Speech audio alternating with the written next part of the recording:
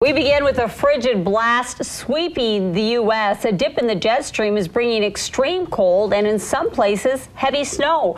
Parts of North Dakota and Minnesota already blanketed in white. As much as 2 feet of snow expected for parts of the northern plains and the western Great Lakes. Thanks for joining us tonight. I'm Renee McCullough. And I'm Matt Templeman. The blast is bringing bitter cold even for places where snow is not in the forecast. And that is the case here in the Willamette Valley. We have team coverage of this early taste of winter. Yeah, Storm Tracker 9 Chief Meteorologist Justin Stapleton will let us know just how cold it's going to get. First, though, we check in with KEZI 9 News reporter Chanu Her, who is live in Eugene, to tell us how the city is preparing to protect its most vulnerable residents. Chanu?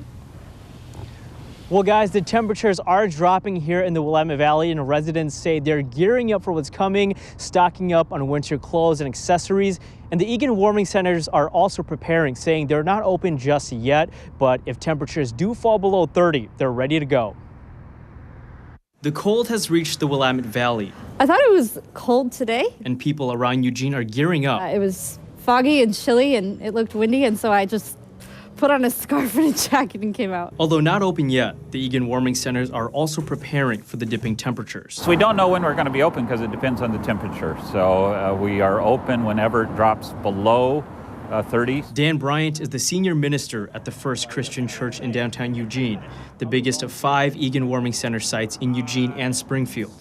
He says they have supplies stocked up and people on hand, ready to go at any moment, even though it's not the start of their season yet. After November 15th, certainly if it gets 29 or below, yes, we will be ready. There have been hundreds of volunteers trained. But Brian says they can't predict the weather. So if they're needed before November 15th, they'll do what they need to do. If it's looking like it's going to be that cold, certainly we will do our best to mobilize as quickly as possible. Last year, the Egan Warming Centers served over 1,100 people across all 5 sites and were open 19 nights. Brian says this year they're preparing to serve just as many or more as the cold moves in. We know it's life-threatening when it gets that cold, so we'll be ready.